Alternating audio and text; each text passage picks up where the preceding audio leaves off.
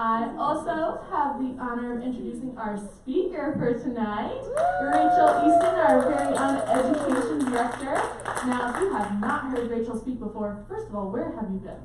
TikTok, YouTube, all of our events, you name it, Rachel is there with all of her charisma. So, I hope you are all arms on deck to learn about the fantastic octopus from our very own Rachel Easton. Yay! Thank you, Liz. All right, so I love octopus, like a lot. I've loved them ever since I was a kid, and I thought there was a giant kraken living underneath the Narrows Bridge, because yeah, I'm old enough to remember when there was just one bridge. And I had always heard that the largest octopus in the entire world lives underneath that bridge, and every time we drove across, I would envision like the arm coming up, and it was gonna take us down. That was then. Now I know the largest animals do live there, but they're not big enough to reach up to the bridge. So I'm an octopus lover. I have rescued a number of octopus because I spend almost every low tide at the beach. And octopus, though they are incredibly intelligent, are also super dumb. And sometimes they get stranded because they can't breathe out of water. And because I'm there, and I know how to tell when an octopus is looking stressed and would rather be in the water. I've intervened on multiple occasions.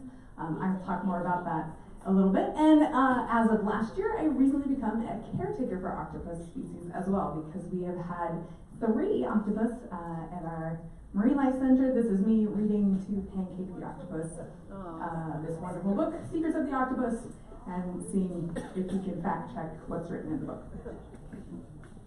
All right, so I have to start things off right here. Why not octopi? Octopi would be how you pluralize a Greek word, a Latin word, but the word octopus is Greek. And so to pluralize a Greek word, you would say octopodes.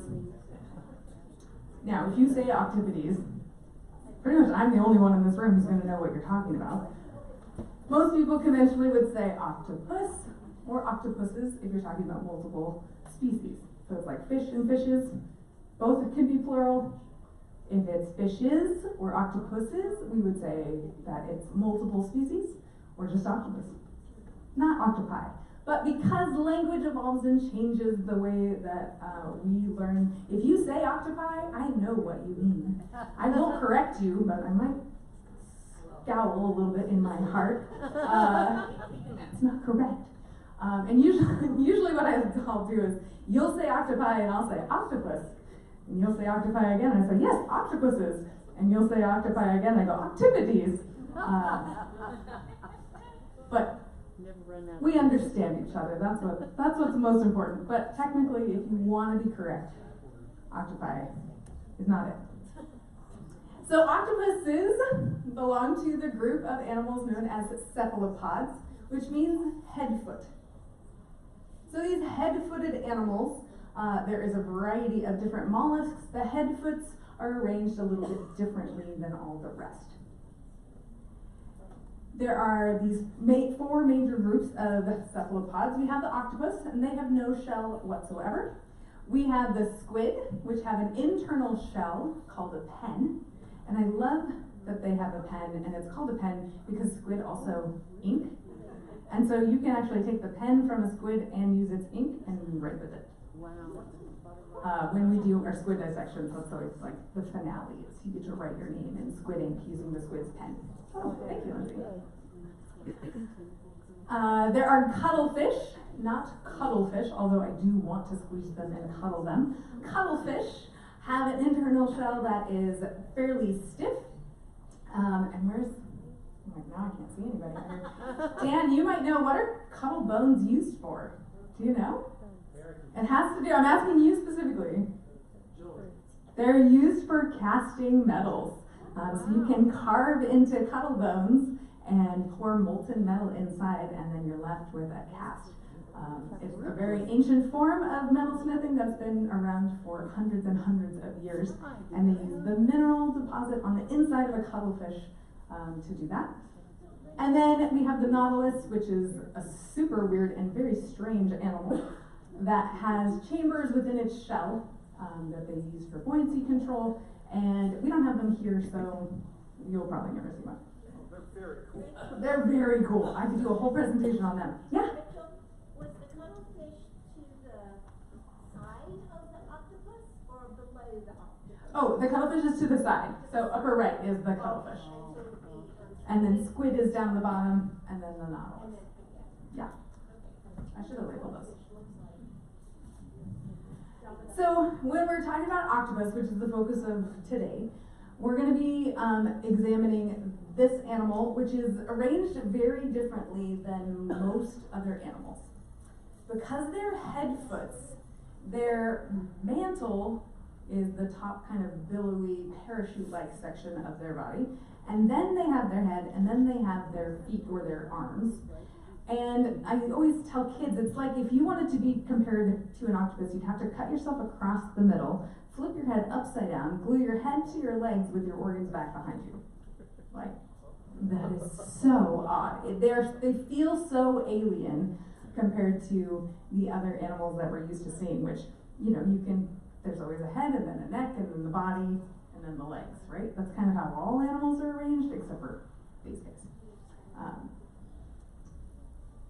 So speaking of locomotion, there are two main ways that octopus can move. And the first and most typical is this crawling motion, where they sort of scooch along with their arms along the bottom.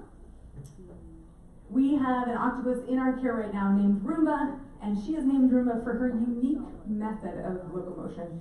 She tends to do this crawling move, but she keeps her arms very tight to her body, and so she just sort of scoots around like a little robotic vacuum. We really love Roomba and how she moves. But crawling is the main method.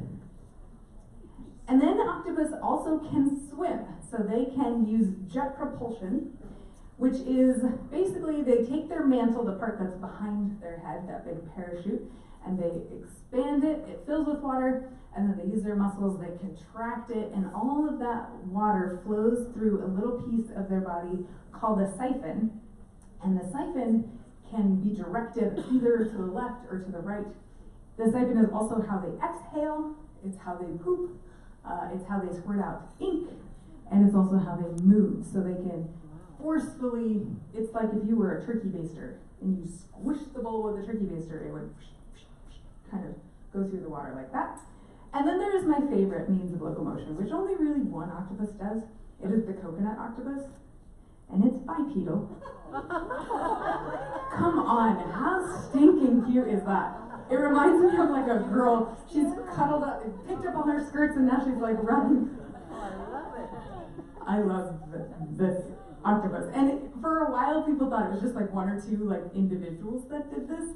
But no, it turns out the entire species of coconut octopus, which are found in the Indonesian, Indo-Pacific area, they do this. Why do they do that? Great question, nobody knows. Maybe it's disguising their shape so they don't look like an octopus, they look like a little floating tumbleweed, I don't know. But it's adorable. Do they walk on the same two tentacles? That's a good question. I think they do, but honestly, Wow. Rachel, I we need just love music here. yeah, they definitely are. I mean, they're such a whimsical little creature, right? Just darling. Okay, so then the other adaptation that octopus have. So octopus, because they don't have a shell, they need to protect themselves from the world. So the different means of movement, their locomotion, is one adaptation. The ability to camouflage is another. Oops. Sorry, I got a video here. So this Oh my God. is an actual video taken by an octopus researcher. Technically, they're malacologists, but that's all mollusks. Study of mollusks, malacologists. What a mouthful.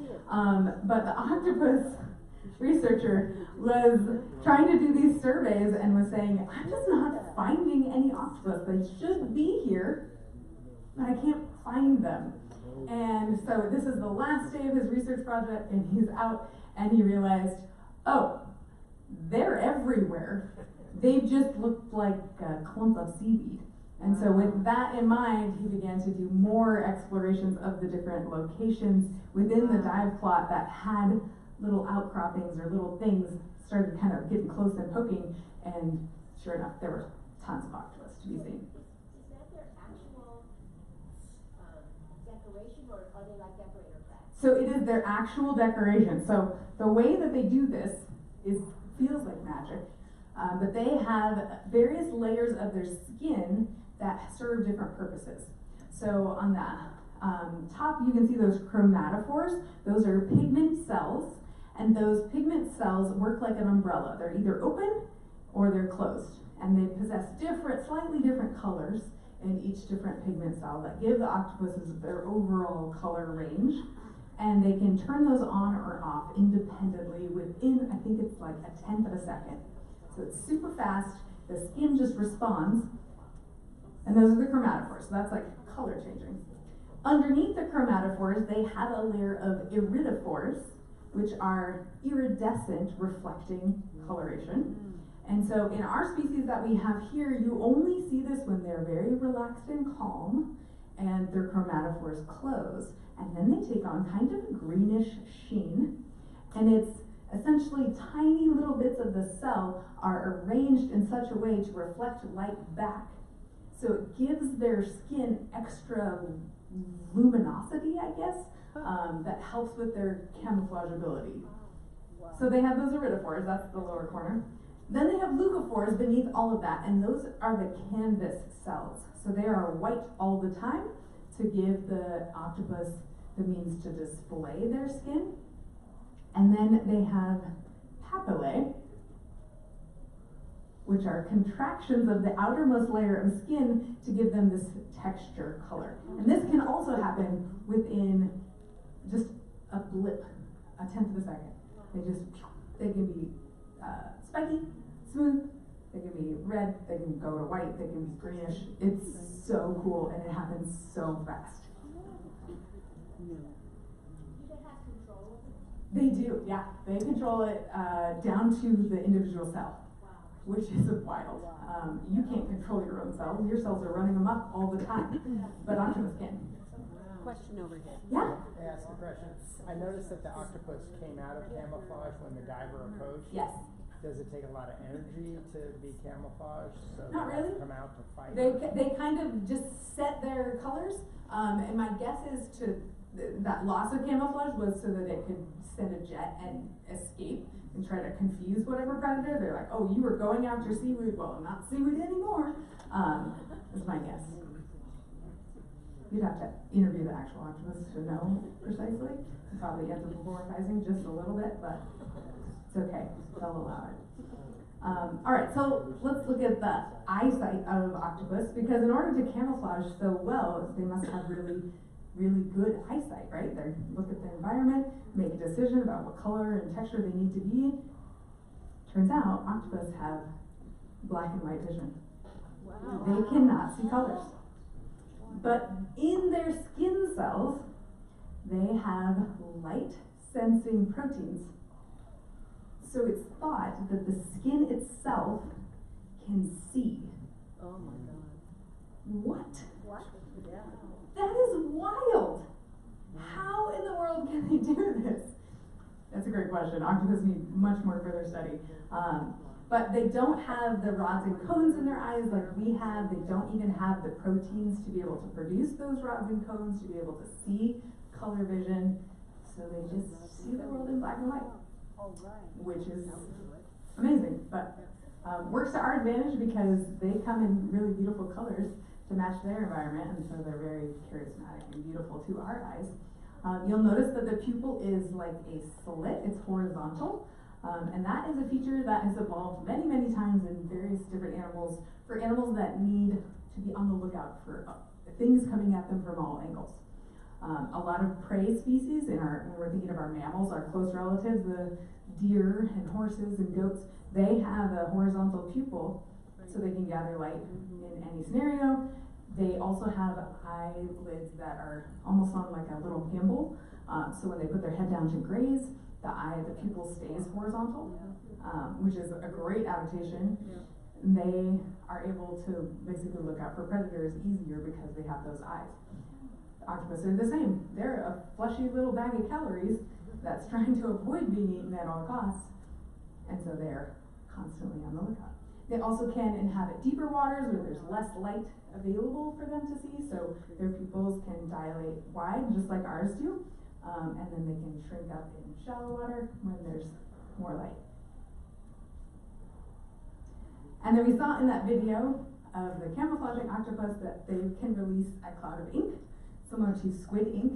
Octopus have ink, but octopus's ink is generally more brown and mucousy. And what it does is it forms what's called a pseudomorph.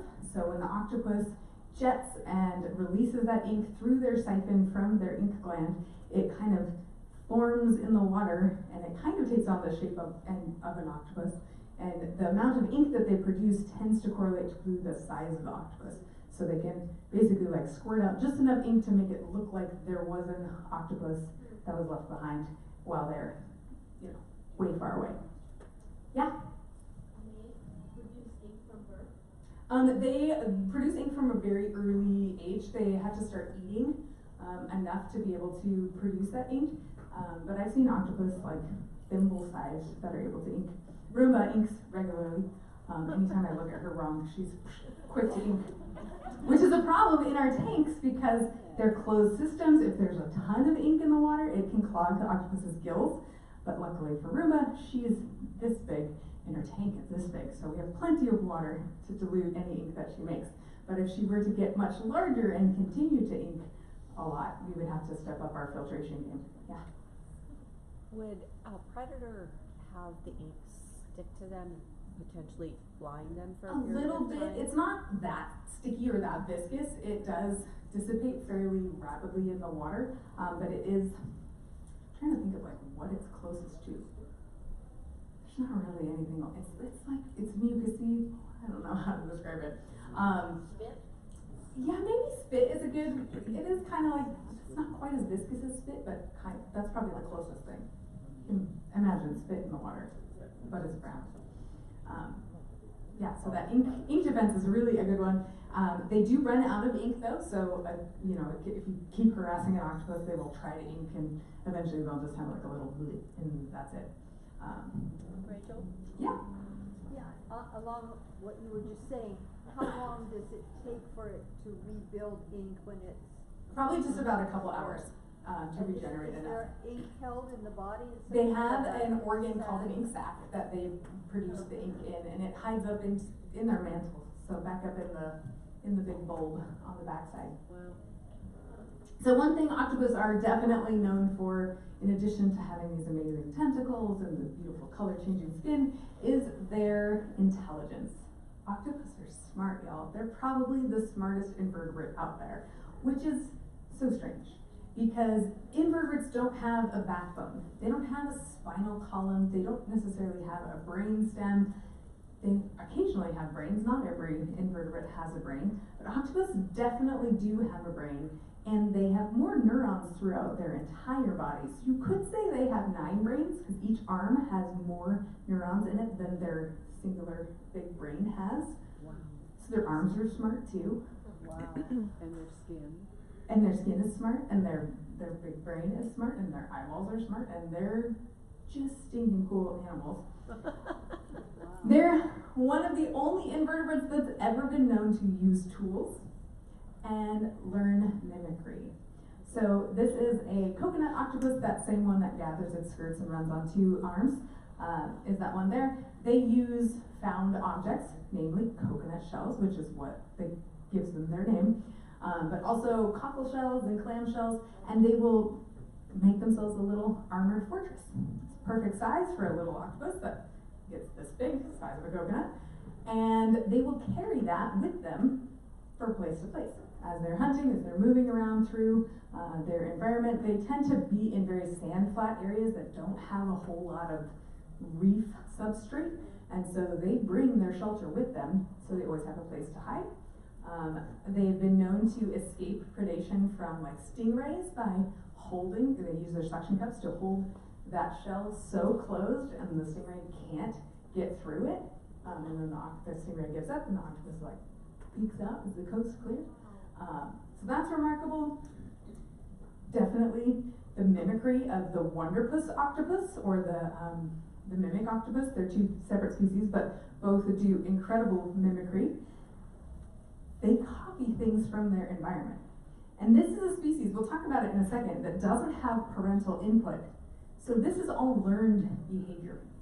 They watched and saw a flounder and how a flounder swims very flat and close to the bottom, and then they figured out how to flatten their body and swim close to the bottom. They mimic the shape and the color and then the movement of the flounder. So that's what's in that top, on the top right.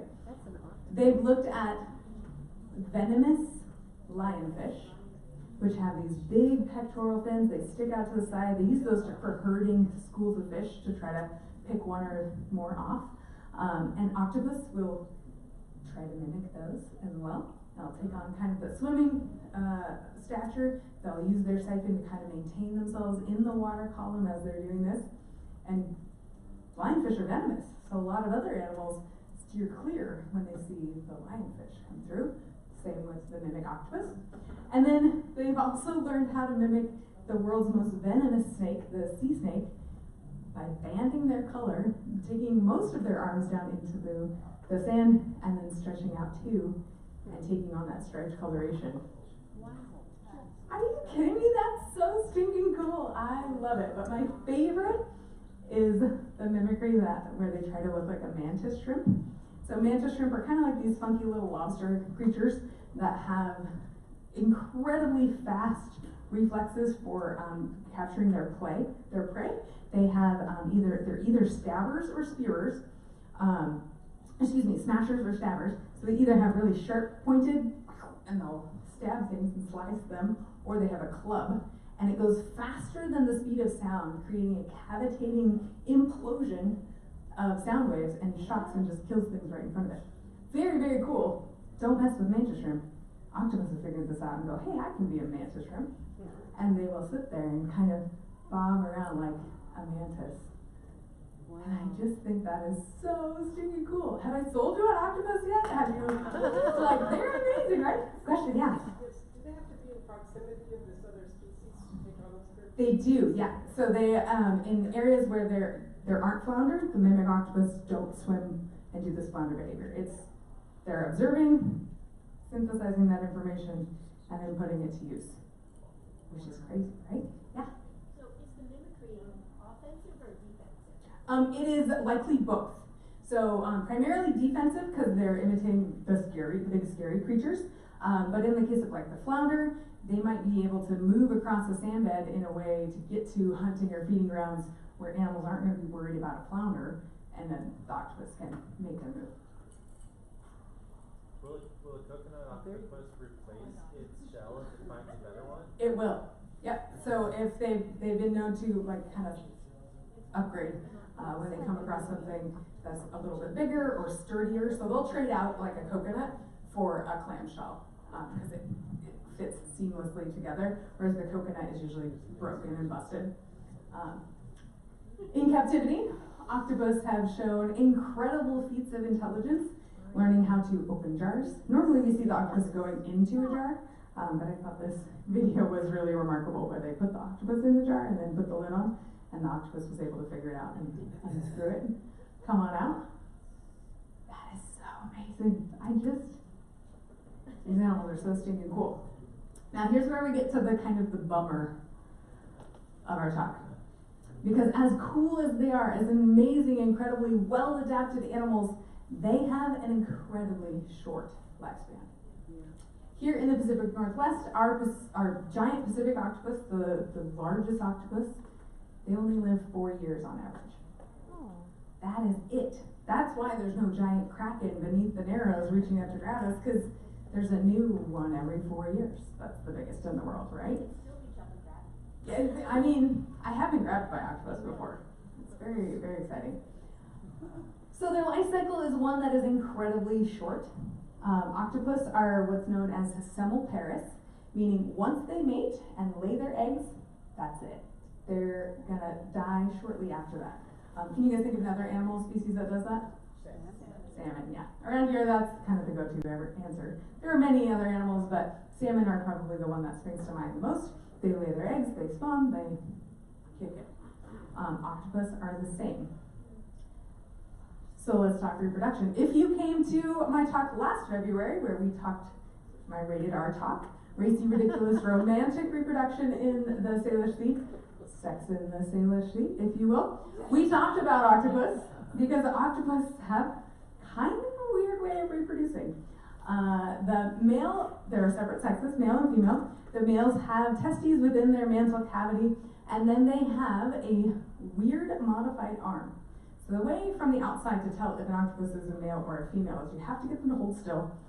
Hard. You have to get them to show you their third one to the right. The third arm on the right-hand side, if it is a male, will be modified into a hectocotylus, which is an arm that doesn't have the suction cups all the way to the end. At the very end, it kind of has this coil. I have one that I can pass around if you guys are interested in seeing. I put nice fresh alcohol in here so it's not gross or anything. But this is a hectocotylus from a giant Pacific octopus. So yeah, pass that around, get a good look. You can see there the suction cups are there until they're not, and then there's like a coil on there.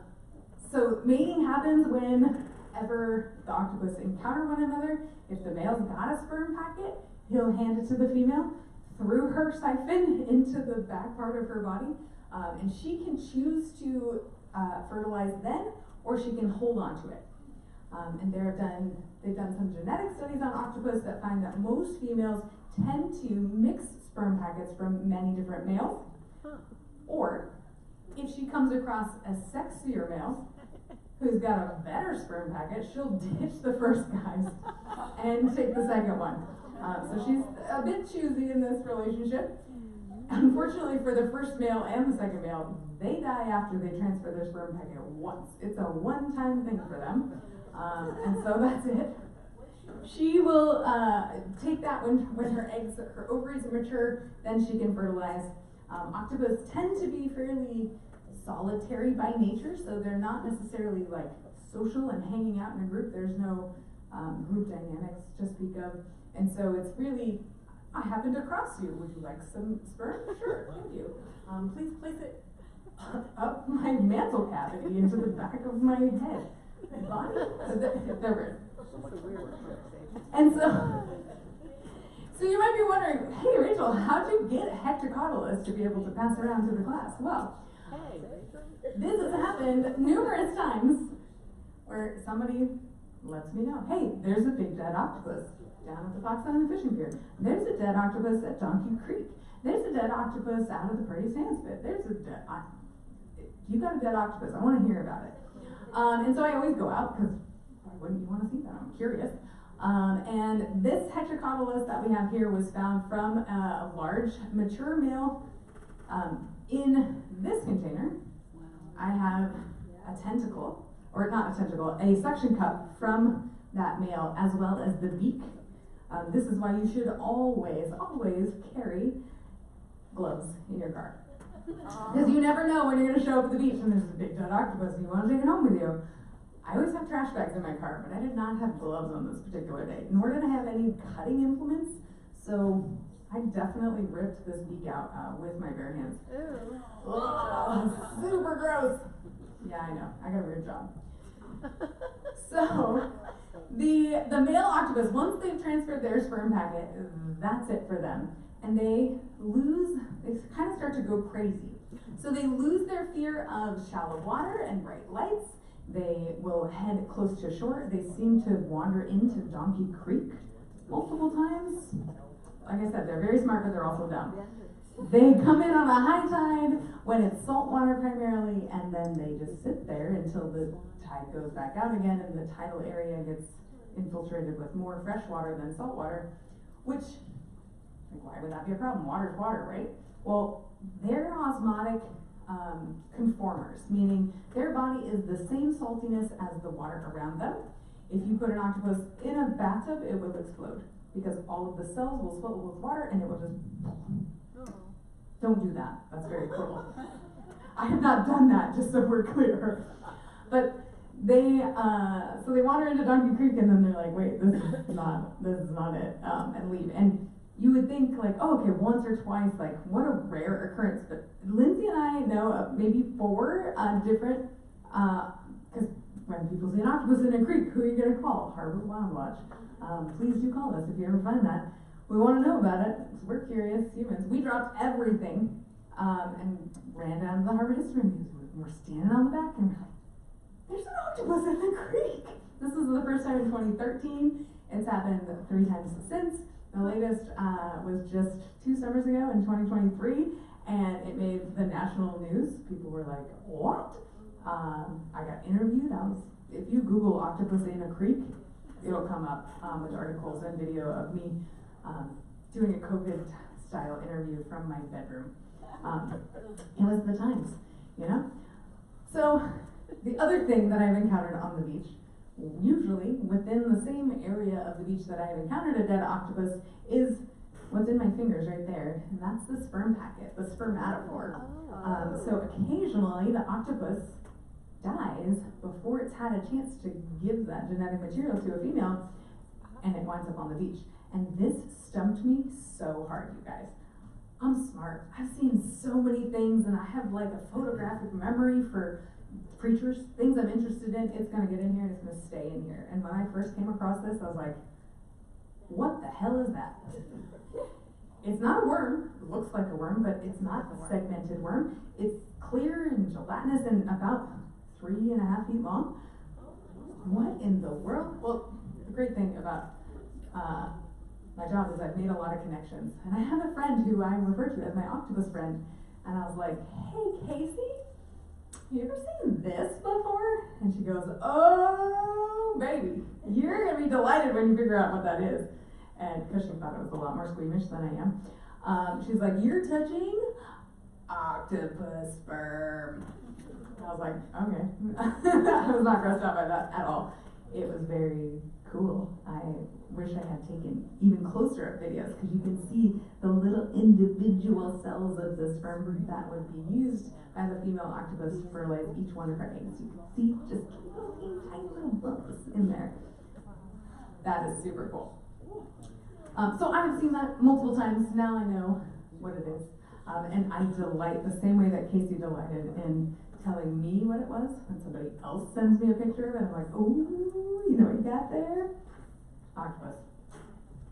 So they're super weird and cool. And I'll go back to this photo, which is what happens after the females fertilize her eggs, either whenever she's selected whatever sperm packet is the best one. She will lay her eggs in her den, which is typically an area, usually rocky and well protected, that has a bit of a cliff overhang, like a cave. And she will lay her eggs in these beautiful strands, and then she never eats again and does not leave those babies' side until they hatch. She'll oxygenate them, taking water into her mantle, squirting it out through her siphon, and keeping them moving, keeping the debris from settling on them, chasing away predators. And she does this for about 1/4 of her life. So, a giant Pacific octopus, those 4 years, this is up to a year of her tending those eggs. Wow. And that's because the eggs develop so slowly and she spends so much energy taking care of them that she eventually succumbs and dies at the end of it. So she will hang on until those little teeny tiny embryos hatch. And what is so cool about octopus eggs, and you can kind of see it in this image, is their little chromatophores are already working. Yep. Can you see the little brown specks? They work. They're so cool. They have fewer of them because they're smaller, but they can turn on and off, and they can change their color. And as soon as they hatch and start moving, they all hatch at the same time, so they have a bit of strength in numbers. So the few that do get consumed are not the majority, they overwhelm the predators. And then mom usually is dead within about 12 hours of her baby's hatching, which is, I mean, what devotion. But she has no parental care beyond that. So there's no teaching her young how to be so smart, successful octopus. Everything they learn is through trial and error. There's a little bit of instincts, and the rest is just their keen intelligence. All right. Oh, yeah. So you said she can she can mix sperm packets. So is she choosing a portion of it, or is she putting two together completely? That is a great question, and I don't have the answer to that. It's probably worth another study, but honestly, who's going to fund? I need to know how octopus have sex in like very fine detail. That's hard to fund because what good is it going to do? I don't know. It's very fascinating. I'm curious now, and maybe somebody has done the research and I'm just not aware of it. So I'm going to do a little digging. Yeah. How many eggs do they lay? Oh, great question. Depends on the species. But 30,000 to 300,000. Wow. It's a lot of eggs, and they're itty bitty. So for our giant Pacific octopus, they are smaller than a pea, each little individual egg. For our red octopus, they're even smaller. Wow. Just tiny, tiny little things. So in Issaquah, they've taken some of the salmon in the salmon runs, and they've taken them to a spa after they've spawned, and they survived, and they repeated the cycle. So with octopus, what they figured out that triggers their senescence, their aging process, is in their optic nerve. And so once upon a time when you could do animal studies by operating on animals and removing body parts, they removed the optic nerve in these octopus and they lived twice as long. It doubled their lifespan. I don't know why that matters, but it does. And something in their optic nerve that triggers that senescence and tells them how old they are and that they are mature and ready to reproduce, and then they die. Yeah, interesting that salmon could do something. I think I understood from a question here that we don't really know why they would want some sperm but not other sperm. We don't know their criteria for a mate. Did I understand that correctly? Yeah, your point is really good. Yeah, we don't know what's sexy to an octopus. Repeat the question. Yes, I will. So she said, the thing is, we don't know why they would choose to mix sperm. Like, what's good sperm to an octopus? We don't know. We don't know how they're making those decisions. It might be because of how he tastes or smells good or how handsome he is. I don't know. Yeah, great. I'm going to stop right there. I was going to say something. Let's be professional. Let's go to the back. They do reproduce in captivity, although the mating risk is higher because they're not social animals. And so if you put two octopus together and they are not of reproductive potential, they will fight. They'll fight for territory because there's no tank that's going to be big enough for these large animals. We actually first acquired Pancake, our very first Pacific red octopus, because the facility that he had, they had two octopus and one was on display, and he was in a shared water system, and they both were pouting, and they were both mad about it, and they both were not eating, and so they moved Pancake to a separate water where they were not sharing, where they couldn't smell or taste each other, and everybody went back to normal, and they were eating and great. But they felt like it's kind of a waste to have this octopus like behind the scenes in a small tank where nobody gets to enjoy him. Hey, Harvard Wild Watch, do you want an octopus? Which is to this date one of my very most favorite text messages I've ever received. Hey Rachel, do you guys want an octopus? Sure do. So we had to scramble and get a tank ready that had lids that we could close. So Pancake came to us and was introduced to our big, gigantic tank. Way overkill for a tiny animal that only gets this big. Yeah, more questions? Yeah, let's go here. So, of the 4 years, when do the male begin to produce sperm and offer sperm, and when do the females begin to accept sperm? Yeah, so the question is when in the maturity level for a GPO that lives 4 years, when do the males begin producing sperm? And I don't know the exact answer, but I would assume that it's whenever they're large enough, because their maturity, they kind of gotta hedge their bets a bit, and they want to be ready in case they come across a female who would be receptive to mating. So I would guess they develop it fairly early, but I don't know. That's another good question. Something I'm gonna have to look up. Let's go back here. What's like the major predator? Oh, what's a major predator of octopus? Anything that can fit in their mouths. For our octopus species here, they're on the menu for any kind of fish that comes across them. So we have a lot of bottom-dwelling fish, rockfish, flounder, just about anything would make a snack, especially when they're tiny, when they're little babies. That's just a little glob of calamari floating through the water. So they get eaten in huge numbers. For the giant Pacific, a full-grown would be something much larger than that. So we see large fish, so things like Amazons would go for them. They've got a really big mouth and some pretty sharp teeth, lingcod as well. And then kind of the one that we humans see happening is sea lions. Sea lions love octopus. And they'll grab them, they bring them to the surface, and they fling them about, which I assume is to kill it so that it doesn't like strangle them as it's trying to be chewed down its throat. But it's really graphic and quite violent. And I just feel so bad for the octopus. But I'm glad for the sea lion, I guess. Yeah?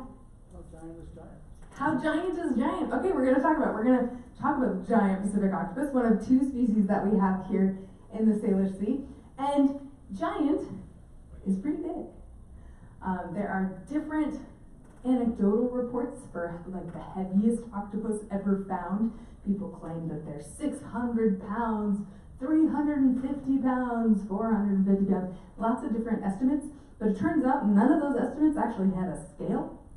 So there's not a good official weight, it's just a bunch of guys who are like, yeah, this feels like 400 pounds.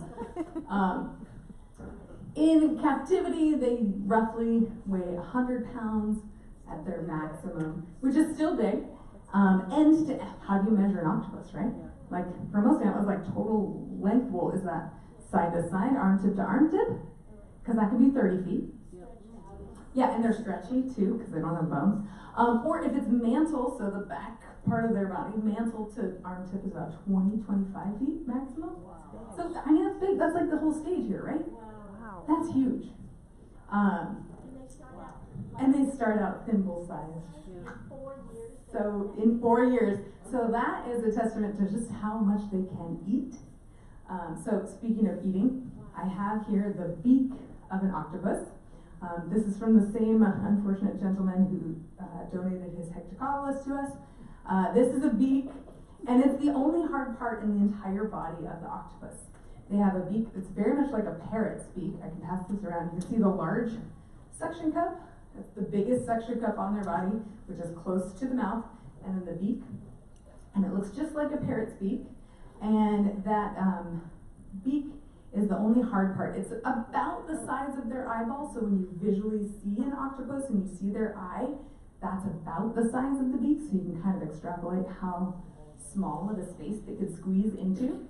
And in the giant Pacific octopus, they're quite famous for escaping and going on little adventures. So this happens when people are both catching them. They're often caught in like shrimp and crab traps, where they go in, eat everything there is to eat, and then get stuck because their beak can't fit through the small openings to keep the shrimp and the crab in. And then the poor fisherman hauls it up, thinks they've got the mother load of crab, and it's really one of these. But they're also edible, so people do like to eat octopus. But there's numerous videos. Just search on octopus escape on YouTube, and you'll see them squeezing out the like drainage hole on a boat, because that beak is the hardest part of their whole body. Everything else is stretchy and flexible and squishy, and they can squeeze into very, very tight spaces, and so they can escape. In captivity, they can do that too. So in Seattle Aquarium actually has a very famous story of an octopus who would leave their tank each day, crawl across the floor, hop into another tank, and was actually eating sharks. The spiny dogfish sharks were being eaten, and they could not figure out who was eating them until they put up cameras at night and saw it was the giant Pacific octopus who developed a taste for shark. Now, this is not some giant, this is a very large octopus and a small 3-4 foot long shark, so it's not like they're eating great whites or anything like that. But still, quite impressive, right?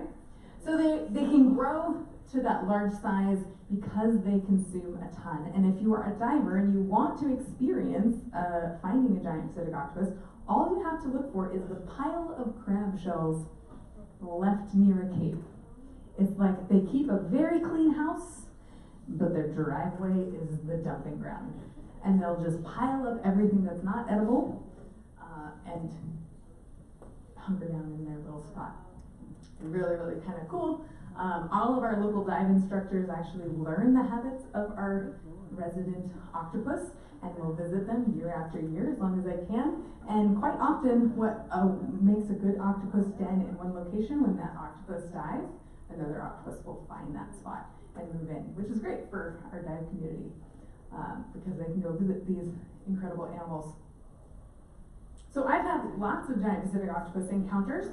My very first encounter was actually when I worked at Point Defiance Zoo. There was an octopus named J-Lo. I was an intern. J-Lo was named J-Lo because she had a big mantle on the backside. So it was, whoa, J-Lo, okay. And I was an intern, so I was completing my college degree. I had to do an internship as a part of graduation requirements. And on my last day, as a reward for being such a great intern, I got to play with J-Lo, which is, if you can ever experience touching a live octopus, definitely do it. It was weird. And so what they had me do is I grabbed a herring, one of J-Lo's most favorite fish species. They said, okay, put the herring, rub it a little bit on your hands, and then put your hands in the water and just wait for her to come up. And you could see her in the top of the tank and you kind of peel back the latched lid that was lined with astroturf, which is a texture that octopus don't like to keep her from escaping and going on those walkabouts. And what had happened was J-Lo loved herring so much that as soon as the herring oils from my hand hit the water, she was out of her cave and up to the top. So I'm looking down and she's like, okay, you can feed her the herring, just put it in the water. I'm like, okay, what's gonna happen though? Because this is a big animal now that she's close up to me, I'm kind of freaking out. And she said, well, she'll probably grab you and she'll probably taste you all over. Octopus can taste with each of their suction cups. Wow. And so I was like, okay, what will happen if she likes the way I taste? You just had me rub a herring all over my body. And I know she has a huge beak. And I said, Jayla will not bite you.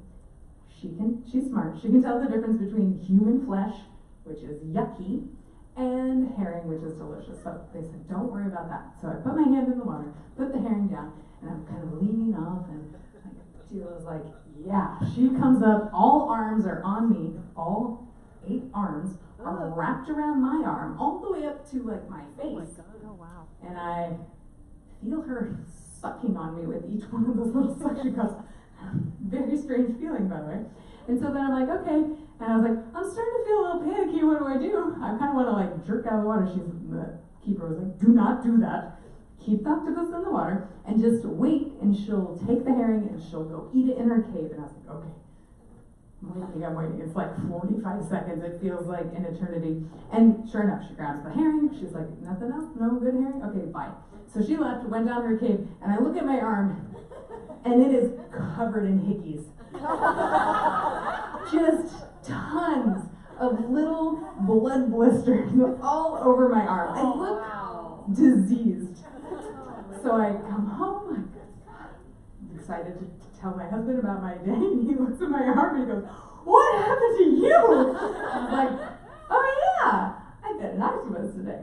So that was my first giant Pacific octopus encounter. I've since encountered many, most of them unfortunately dead. Although the picture up in the left is an octopus that we got to rescue out at Salt Creek. It was like the lowest tide of the year.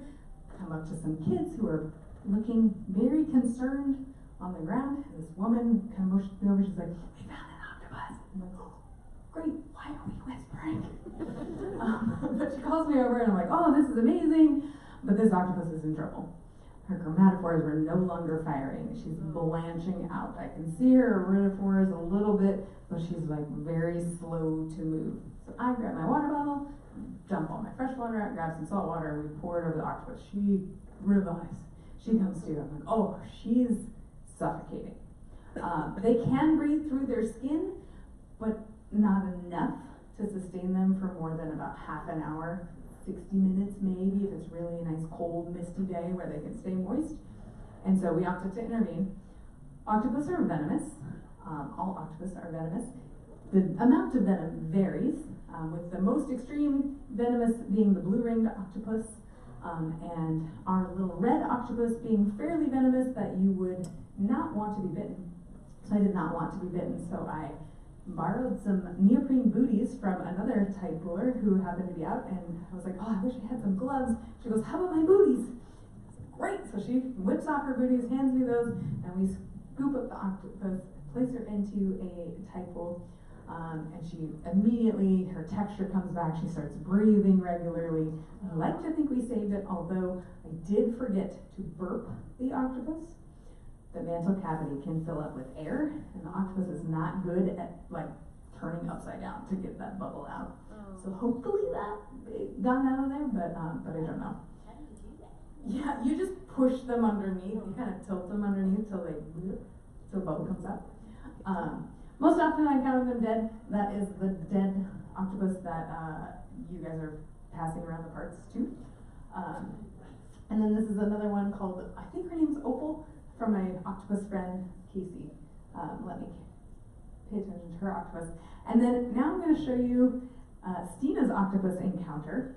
Just this past year in August, she was out at the Fox Island fishing pier on a nice negative tide and got the experience of a lifetime with a large-sized giant Pacific octopus seen intertidally. So I don't know how loud this is going to be, and there is squealing and children, so maybe plug your ears. Okay, there's no sound, great. So now you get to just see this octopus just crawling around. The audio is hilarious because it's just children going, I've never seen an octopus! They are riding so high on the pure delight of seeing this animal. Stina, how big was this creature? Very big, so like basketball size, right? Big, big animal. We're used to seeing the little small Pacific red octopus, but this one is, whoa, big. So great. All right. So now let's go to our second species that we have here in the Northwest. That is the Pacific red octopus, and this is a video of Pancake being transported and added to our tank. And you'll get to see a lot of those adaptations that we talked about with the color changes, the texture changes, and also his intelligence in reaching into that cave to make sure there's not a hungry waiting crab before he goes in to hide. So this is a very small species. They get about fist-sized at maturity. They live only 2 years maximum, which is why we're so excited that we have Roomba, who is itty-bitty, which means we'll likely be able to keep her for at least a year. Pancake was scheduled for release around the 4th of July of last year, but he passed away just a few days before his release date.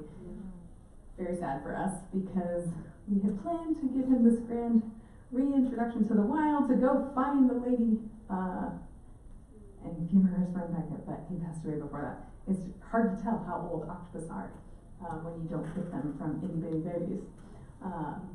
So then we had Huckleberry. Huckleberry was a mostly mature animal when we got her. Her name is Huckleberry because my daughter and I were out at Girl Scout camp and we were supposed to have huckleberry pancakes that morning, but there was a low tide and I had to go get an octopus because there's only so many low tides that we had available. So we left the Girl Scout party early and we did find an octopus. So Huckleberry became her name. So we had Pancake and then Huckleberry pancakes. And now we have Roomba. Roomba came from a trash cleanup over by our friends in Redondo area, the Mast Aquarium. They pulled a bunch of stuff from the bottom using divers, and out of a little can shot out a tiny little Roomba. So because it's really hard to tell the difference between the two different species of octopus, what you're looking for is 3 little flaps underneath their eye that's present on the red octos. The giant Pacific never really get those little eyelash flaps, and so it could have been a giant GPO that was just a baby, but it turns out it was a red octopus, which they didn't know until we got her back. And same situation as Pancake. They already had a red octo on display. They didn't want to mix the two because they would be unhappy. So they offered Roomba to us. Excuse me. Is it possible to see in this video Pancake's third arm from the right, which would be You can't see it. I really only confirmed it via video that I took in very slow motion. So it looks like a totally normal arm for the most part, but when they're all the way up against the glass, if they pose just right, you can kind of see it. Yeah. So Pancake, I was like, is he really a boy? I need proof of this. So I spent a lot of time just staring at the tank. I felt a bit like a pervert, like, show me your arm. He never did. But once he died, he's buried in my yard, by the way, underneath the beautiful hydrangea. In death, I was able to verify. Yes, oh, there's that Octopus. So, you want to encounter an octopus for yourself. Here are my tips. Go see them in the wild. You're going to want to go on the earlier of the low tides. So our low tides are tied to the moon, and they happen in kind of swings, so you'll get maybe 4 or 5 low tides in a row. Go on the first or second negative tide of the low tide swing. That'll increase your chances. Like I said, octopus are smart, but they are dumb. And when you find an octopus at the beach, it is purely by chance. It is because they were foraging in that area, and then the tide went out, and they had no idea that that was going to happen. They can't predict the future. And they're like, whoops, uh-oh. And so, random. You will just sort of happen upon them. My best beaches for finding octopus are Narrows, underneath the Narrows Bridge. Big surprise there, that's a really good spot. Sunrise Beach, which is just north of there.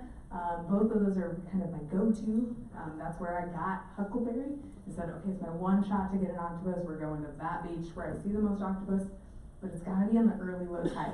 Now, I don't know if this is because the octopus get wise and they just decide, they figure it out that the tide is low in this location and we need to go deeper, or because the stupid ones all get eaten. I don't know. But on the last day of the low tide, I've never seen an octopus. So that's your tip. If you do find one, you do not want to handle them because they are venomous, and our small species, the one you're most likely to encounter, is more venomous than the giant civet.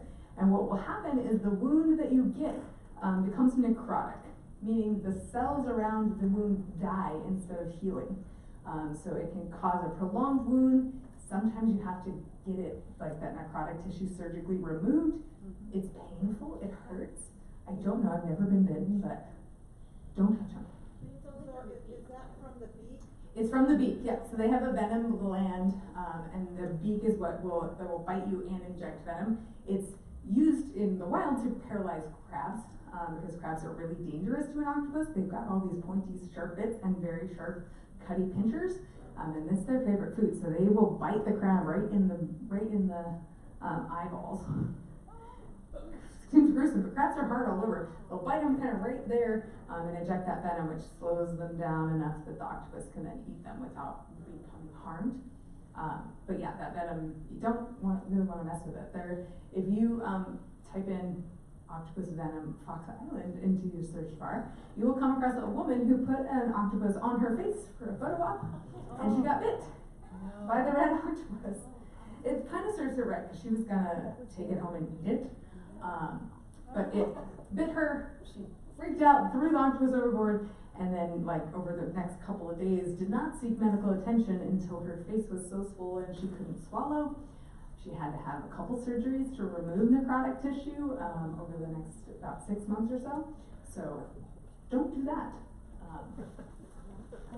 Play stupid games, win stupid prizes. In captivity, though, is a great way to experience octopus. We have one in Harbor Wildlife Marine Life Center, so you can come visit Roomba. She is, as soon as she grows up, just a teeny bit bigger. She's end to end about this big right now. And if we put her in the big tank that we would love to have her in eventually, we'll never see her. So she's in a little small satellite tank right now, which gives you some pretty decent visibility if she is out and about. Show of hands in the room, how many of you have seen Roomba? Yeah, see, she's not, I didn't make her up. She's totally in there, and she comes up. She is lovely when she does come out, and she does all her little tiny octopus things. She'll change color, she'll change texture, she'll go smooth, and then spiky, and then she'll go white, and then she'll go dark. She'll ink for no reason, it seems, but we love her. Our Point Defiance Zoo and Aquarium almost always has a giant Pacific octopus, as does Seattle Aquarium. Both of them have dedicated systems for housing those animals. For a giant Pacific, you want at least 500 gallons, but that's on the small side. So we will not be getting a giant Pacific octopus anytime soon. Our biggest tank is only 300 gallons, so we're stuck with the small guys for now. Octopus are kind of having a moment in the spotlight of people's awareness. There are some lovely books featuring octopus. Secrets of the Octopus just came out this last summer. This is another excellent octopus book. This is Octopus, the Ocean's Intelligent Invertebrate. And I highly recommend you follow Octonation on Facebook. They're a wonderful group that just promote octopus awareness and education about such amazing, cool critters. And yeah, come visit them at our Wabash. We would love to show you our cool octopus. Alright, you guys have been asking questions all along, but if you have one burning in your mind that you didn't get answered. Is there a mating season? Is there a mating season? Not really.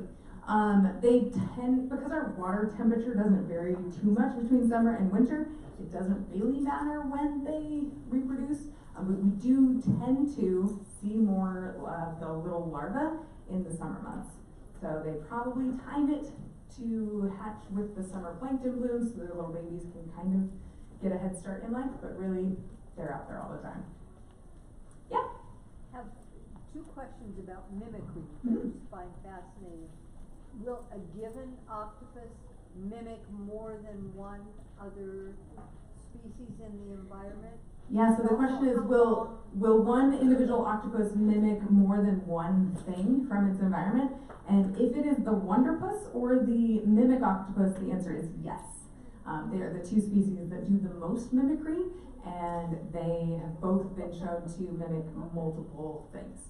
They kind of gain a repertoire. They have such a short lifespan. They're only around for like a year and a half. And so they're able to go from itty bitty to, they're maybe this big, fully grown, in that short amount of time, and they figure it out along the way. Yeah, it's really amazing. It's so remarkable when you think about how short their lives are, which is probably why they've developed such amounts of intelligence, is because they gotta live fast. They have a short amount of time. They need to be successful, so they're kind of primed to learn. Wow. Yeah, more questions? Yes, Those break a clamshell? the beaks can break a clamshell, or they can use their tongue, which is called a radula, and it has like a chainsaw-like scraping ability that's common to almost all mollusks have a radula. And octopus have been known to get into clams by just rasping through into their, to get to the meat. You can actually kind of study the shells, and octopus kind of have a raggedy hole, compared to our other main clam eater, the moon snails. They have a perfectly round hole. Yeah? So I've heard, and I'm wondering if there's any truth to something about after the octopus mate, that the female octopus will kill or eat the male octopus. Is there any truth to that? I don't think that, at least for the species that we have here, that's not a behavior that we've seen. I wouldn't put it past them. That's a good source of calories right there. But I don't know for sure. You guys I love it when I get stumped in a presentation. I'm like, ooh, I'm gonna learn that when I get home. Yeah? When you see octopus on the menu, what are you eating? You're eating octopus. There are many species of octopus that are harvested. People love to eat them. They are apparently delicious. And there's a couple different species. It's just called the Pacific octopus, is probably the most common, and it's and the other one is the common octopus, the Octopus vulgaris. The common octopus, that's the one you're eating. For the most part, they're more widespread. There's a lot of octopus eating that happens around the Mediterranean, so it's a very popular dish in that kind of culture, that area of the world, and then also in like Japan, China, they eat octopus all the time. Yeah. I will never eat an octopus. Knowing how smart they are and how cool they are, and it just seems like such a shame. Yeah. Do you have any estimate of how many octopus there are in the Puget Sound area? There are 12,402. No, I have no idea. What if I'm right, you guys? Yeah, I don't know the answer to that. By all accounts, they are not threatened. That we see them regularly. They don't seem to be any population decline. But yeah, another good question. Yeah, Howard. Can they regenerate a lost tentacle? They can. It's a slow process, and so when an octopus does lose a limb, it's generally unlikely that they will regrow the whole organ back before their end of their life. But if you look at wild footage of octopus, almost every single one has got something funky going on with one of its arms. They have a rough life, and they do lose arms a lot, and they do regrow them. So sometimes you'll see an octopus where it's like most of a normal arm, and then at the very end there's like a little wimpy section. They can regrow their hectocotylus, so if they lose that organ, they'll regrow it. Super unlucky. You had 8 arms to choose from. You lost the one, the transfer sperm. Bummer. But they can regrow that, yeah.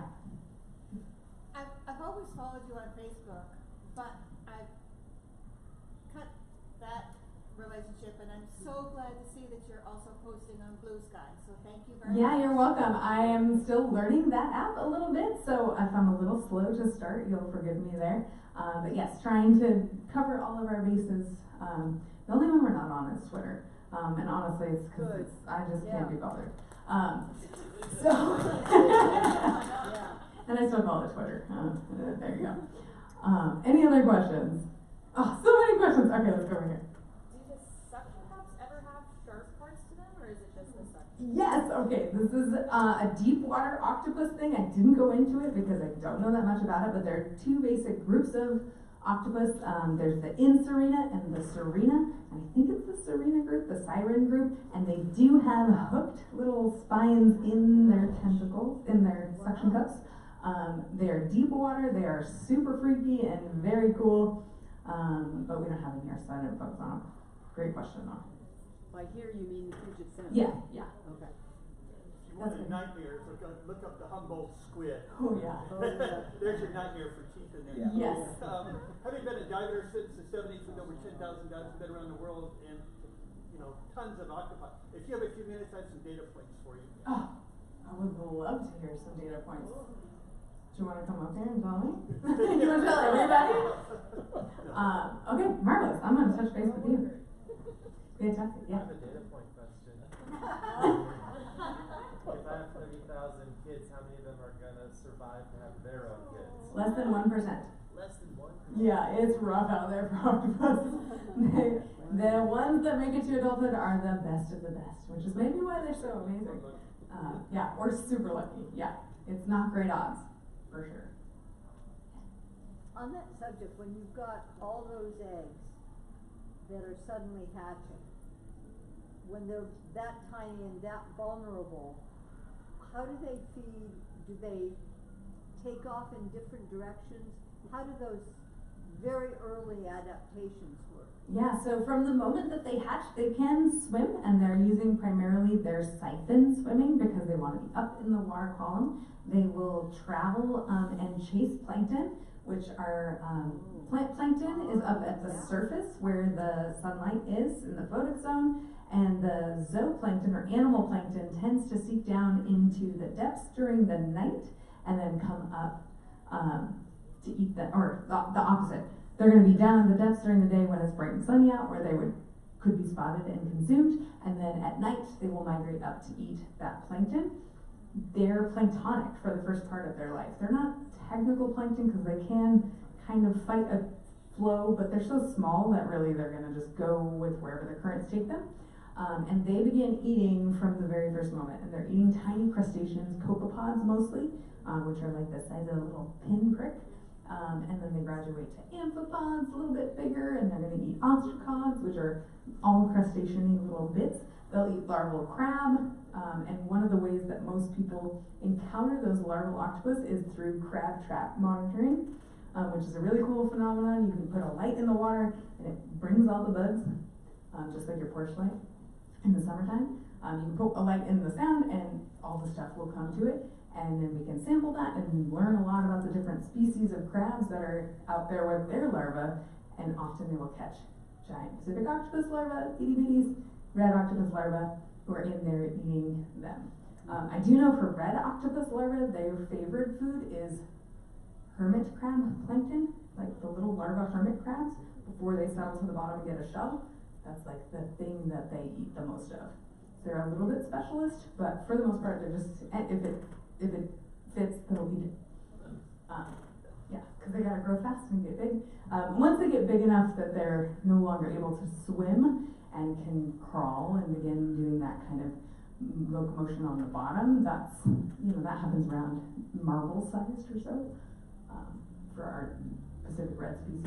Maybe shooter marble sized. A little bit bigger than marble.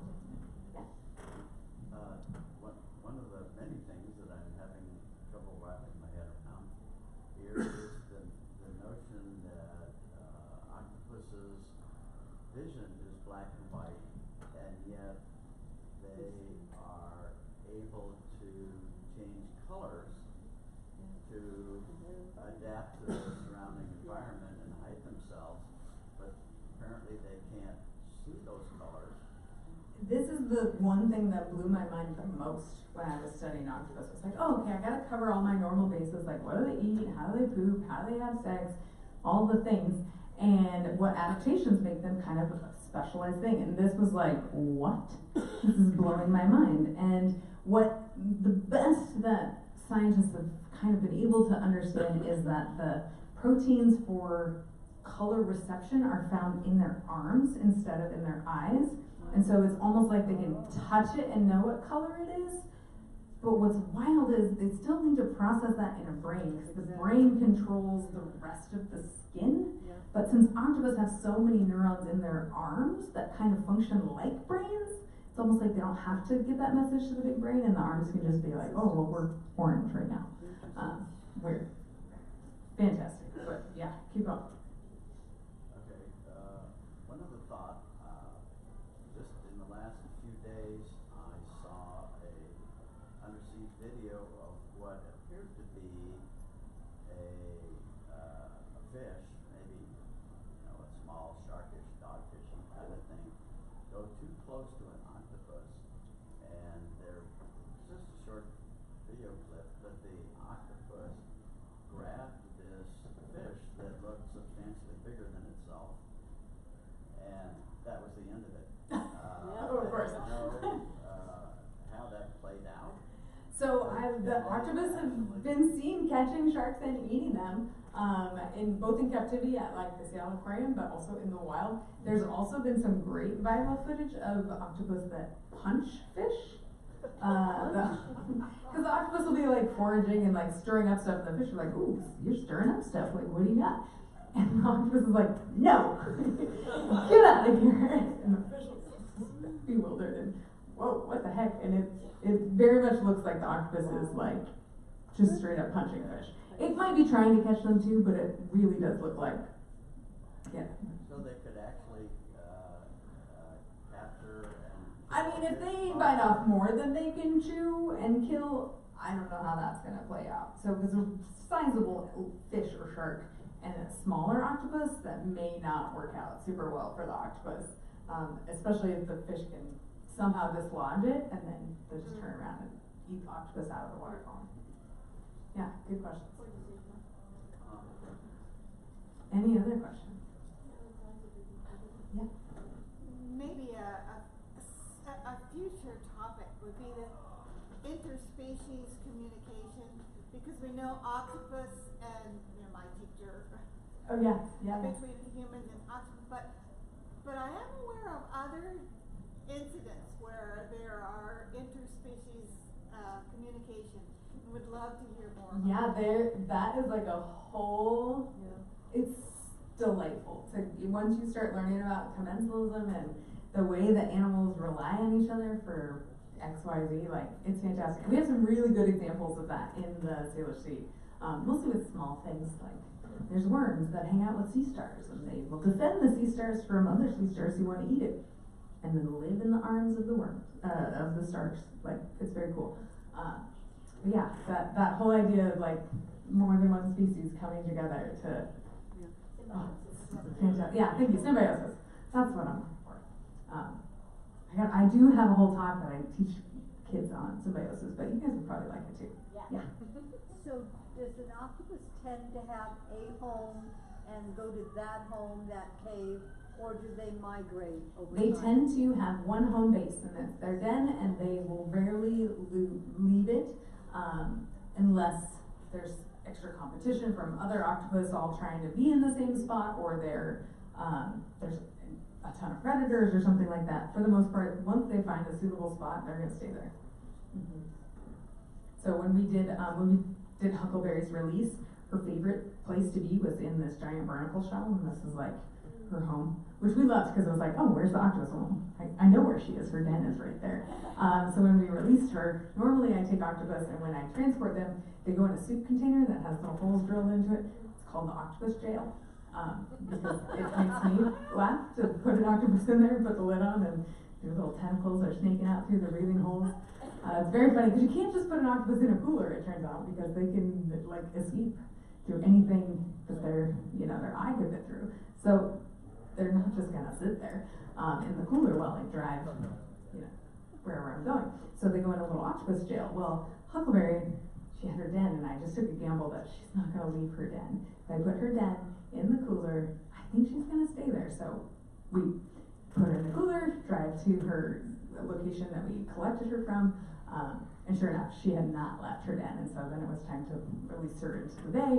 It's like, well, I guess you're gonna stay with your den. Like, congrats, you got the mother load of dens. It's perfect for you. Like, here you go. So we released her with her barnacle, which I was very sad about because it was a great barnacle. I've collected.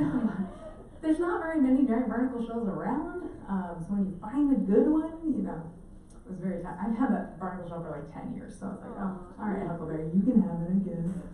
No, I was happy to give it to her. She was a great ambassador for us. She gets to have a great den going home. How are Great Pacific and red octopus's populations? Are they stable? They seem very stable. We see both repeatedly around here. They seem to be doing well. The divers that I know regularly encounter them. In fact, they learn where they live, and we'll go visit them and take first-time divers on their first open water dive. If you see an octopus, you're hooked. You're gonna be a scuba diver for life, for sure. Yeah. Yeah, I'm guessing most people in the room have already seen it, but Cindy and I were dazzled by that video called My Octopus Friend. Yeah. And for anybody that hasn't seen it. Yeah, my octopus teacher is great. I was fascinated by all the kelp in that video. It's very beautiful, and it takes place in the southern hemisphere, so it's different species than we have. It was fascinating. Other really great documentaries, The Secret Life of Octopuses, just came out on National Geographic and Disney Plus, and I highly recommend it. It's fantastic. My kids have watched it 4 or 5 times through because they're fascinated by it. Do they have the capability of hearing? So they can feel vibration because sound is just vibrations, right?